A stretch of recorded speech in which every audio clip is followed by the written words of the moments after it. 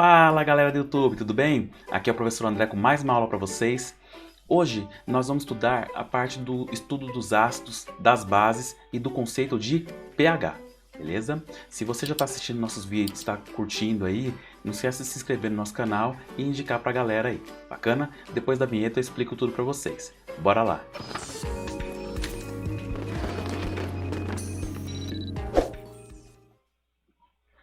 Esse material que vocês estão vendo, depois vai estar na descrição do vídeo para vocês conseguirem, vocês vão clicar lá e baixar todos esses slides aqui, esse material. Bacana? Bom, então nós vamos estudar os ácidos, as bases, o conceito de pH e pOH. A primeira coisa que você vai ter que entender é o que é ácido. Ácido, ele tem várias definições de ácido, né? Ácido, ele pode ser estudado pelo conceito de arrênios. No conceito de arrênio, ácido é toda substância que, ao ser colocada em água, ela libera esse íon aqui, ó, o íon H+. É isso que é um ácido. Então, nos ácidos inorgânicos, a maioria deles aqui, você vai perceber que eles vão começar com H. Exemplo aqui, ó, o ácido sulfúrico, que é o ácido utilizado na bateria de carros lá, por exemplo. Na hora que você coloca ele em água, ele vai liberar aquele hidrogênio que você está vendo ali, ó. O hidrogênio da frente, aqui a molécula vai se quebrar, ó. O hidrogênio vai para um lado e o Cl vai para o outro, tá vendo? O hidrogênio vai ser sempre a carga positiva, por isso que ele é um cátion. Aí o H vai vir para cá, tá vendo? Vai liberar o H. O que sobrou naquela molécula? Vai sobrar o SO4. Eu venho aqui e coloco SO4 aqui no restante. Quantos Hs que tem aqui, ó? Nesse caso aqui só tem um H no HCl. No H2SO4 tem 2 Hs. Então ele vai liberar essa quantidade aqui de hidrogênio. Depois eu monto uma aula só sobre inorgânica explicando a parte dos ácidos, mas é só para explicar para vocês o que são ácidos. Então ácidos são substâncias que liberam hidrogênio. Em alguns casos, de vez em você ver H+, aqui só separou, né? Ó. Aqui quebrou, o H+ foi para um lado, o Cl- foi para o outro. Sempre o H vai ser mais.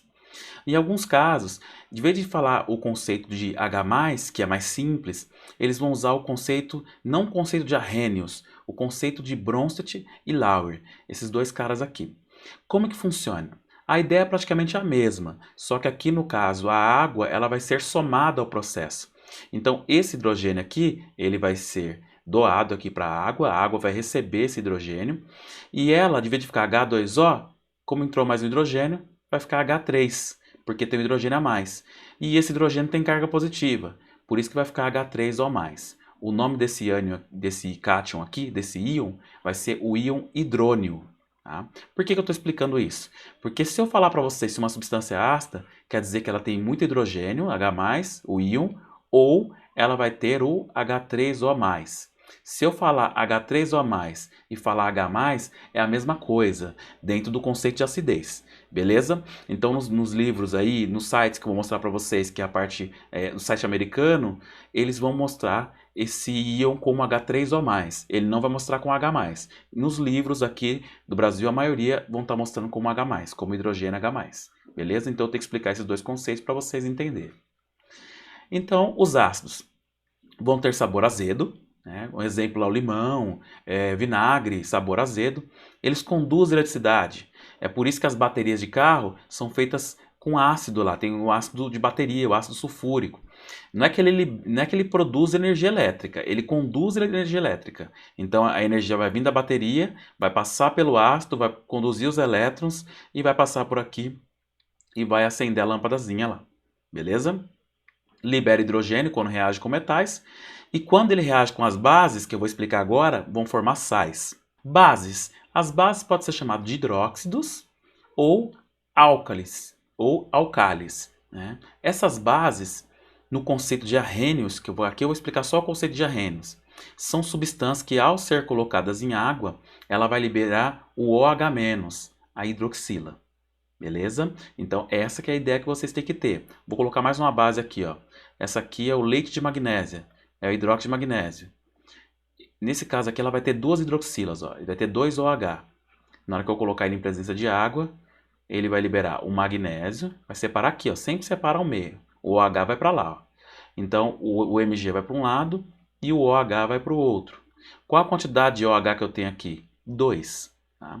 Consecutivamente a carga do Mg vai ser 2+. De novo, precisando da aula de inorgânica, eu explico lá a parte de ácidos e bases. Depois eu monto essa aula para vocês. Aqui é só para vocês entenderem que substâncias básicas vão liberar muita hidroxila, muito OH-. É isso, ou hidróxido. Bacana? As bases vão ter sabor adstringente. O que é sabor adstringente? Vai ficar com a língua amarrada, né? Aquela ideia que a língua fica áspera. Quando você come banana verde, por exemplo, você vai sentir aquele gosto. Quem já comeu ali, por exemplo, banana verde, um caqui verde, sabe como que é o gosto. Caju, né? Também conduz eletricidade, por isso que existem as pilhas alcalinas, ó, alcalis. As pilhas alcalinas são feitas de substâncias alcalinas. E se ela entrar em contato com ácido, ela vai neutralizar e se transformar em sal. Beleza? Então, agora você já sabe que ácido são substâncias que liberam hidrogênio ou o H3O+, e as bases são substâncias que liberam hidroxila, OH-. Bom, aí sim vem o conceito de pH e pOH, só para vocês entenderem. Então, tudo que você vê lá no shampoo, pH equilibrado, em tal coisa, tem o pH tal. O que é o pH? O pH é a quantidade de hidrogênio ionizado que eu tenho na solução. Por isso que é potencial hidrogênio iônico. É a quantidade de hidrogênio iônico que eu tenho ali numa solução. Bacana? E isso pode ser representado por H+, ou em alguns livros vai estar representado pelo íon hidrônio, que é o H3O+, igual eu falei para vocês. É isso que é pH. E o pOH é o potencial hidroxiliônico. Esse potencial tem a ver lá com a quantidade de hidroxila. Uma coisa que eu queria falar para vocês é que a água, ela consegue se auto-ionizar e ela vai liberar tanto H+, quanto OH-. Por isso que a água é neutra, beleza? Então aqui não é H2O? Aqui não tem 2 hidrogênios e um oxigênio, então também é H2O.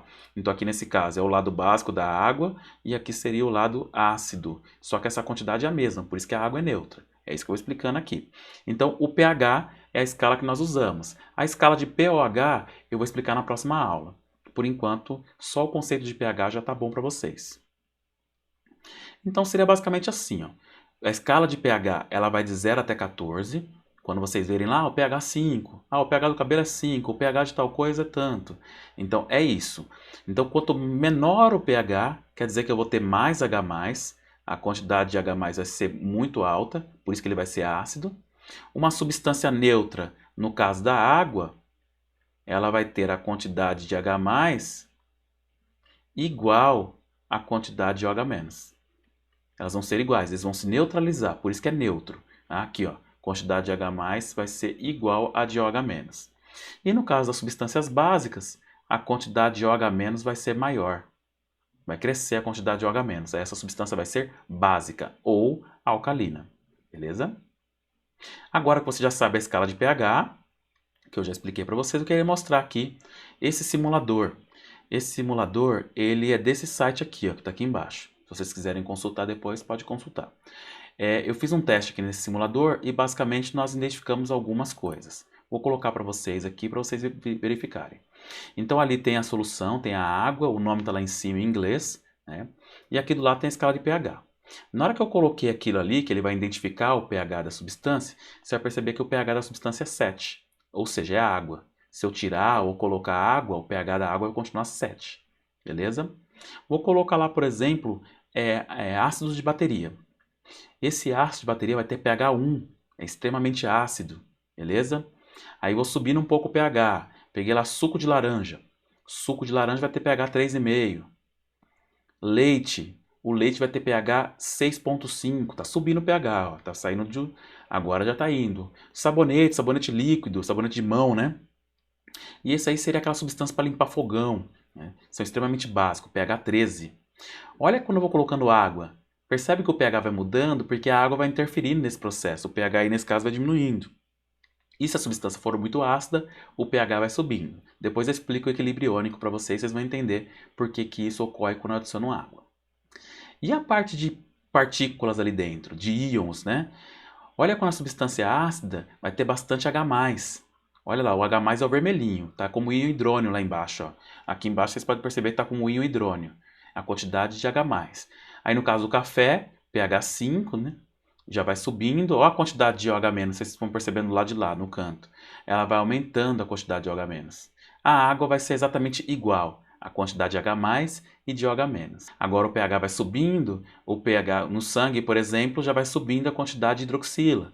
Então vai diminuindo a quantidade de H, vai aumentando os azulzinhos. A hidroxila é azulzinho e o vermelhinho H+. Então percebe que tem um equilíbrio iônico aí, ó. Você tem H+ e OH- se neutralizando, né? Ou aumentando de um lado e aumentando do outro. Aqui eu vou brincando com o pH, na hora que eu aumento a quantidade de OH-, a quantidade de H+ diminui. E na hora que eu vou baixando, vou aumentando a quantidade de H+, o pH vai diminuindo. E esse é o simulador aí que nós temos para identificar mais ou menos como funciona a questão do equilíbrio ácido-base. Então essa é a escala de pH. Lá embaixo, pH ácido, você tem aqui o ácido clorídrico. O ácido clorídrico está presente no nosso estômago. O ácido de baterias, ácido sulfúrico, tá vendo? O limão tem pH 2. O vinagre também é ácido, pH 2,5. Tomate, pH 4,5. Aí vai subir no pH. Água de chuva, 5,5. Isso aqui depende, tá? Depende do lugar que estiver chovendo. Pode ser mais ácida. Daí vem o nome chuva ácida. O leite, pH vai subindo. Agora aqui na água, aqui desse lado vai ter muito H+, vai estar bastante ácido. Aqui a quantidade de H+, vai ser igual à quantidade de OH-, vai estar neutra. É a água. Agora aqui vai subir no pH. Ó. O ovo tem pH 8,5. Aqui a quantidade de OH-, ó, vai aumentando. Aqui, soda, por exemplo, sabonete, tá? O leite de magnésio, que é usado para queimação no estômago, amoníaco, amônia, alvejantes, água sanitária, tá vendo? Então tudo isso vai fazendo com que o pH fique alcalino, a quantidade de OH- vai aumentando, beleza?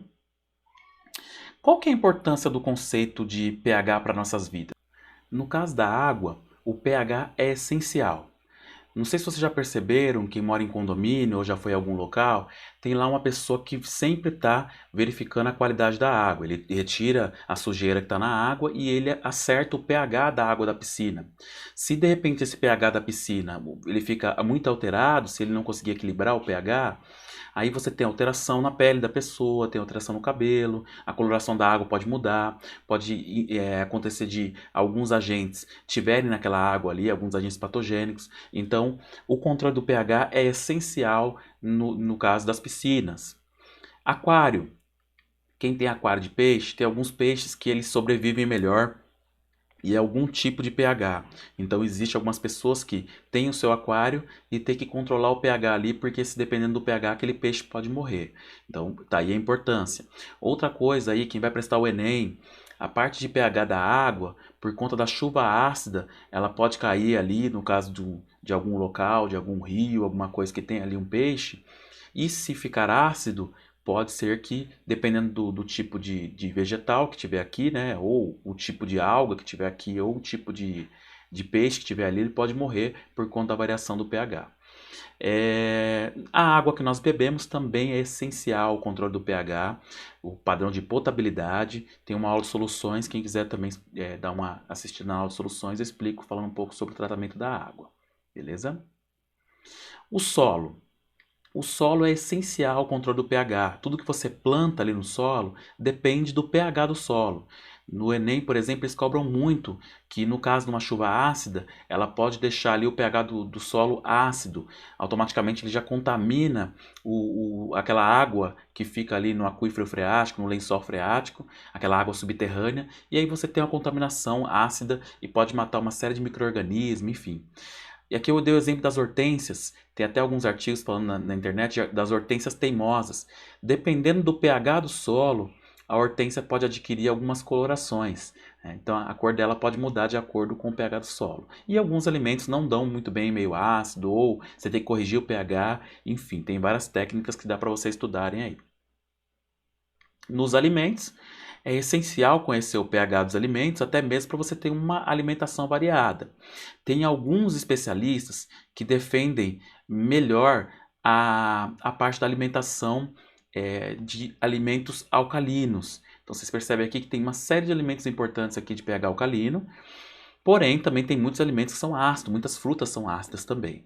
Então, a gente precisa ter um controle disso, um conhecimento disso, para que nós não tenhamos aí um problema com a parte da alimentação. É muito importante conhecer a parte do pH. Outra coisa que vocês às vezes desconhecem, o café, refrigerante que tem pH ácido, ao entrar em contato com os dentes, ele ataca o esmalte dentário. Tá aí a importância de escovar os dentes para manter o pH da boca. O nosso corpo todo tem uma variação de pH de acordo com o que você ali consome, ou enfim. O nosso organismo, embora o sangue ele tenha um controle do pH, não é interessante consumir só substâncias muito ácidas, por exemplo. Então tem que tomar cuidado com essa dieta. Então aqui tem um conceito na parte de alimentos. Como que nós podemos identificar o pH de uma substância? Nem tudo você pode colocar na boca para identificar o pH. Então existem alguns indicadores naturais. Beterraba, por exemplo, o repolho roxo são os mais clássicos, né? Como que é feito isso? Você pega lá o repolho roxo, por exemplo, né?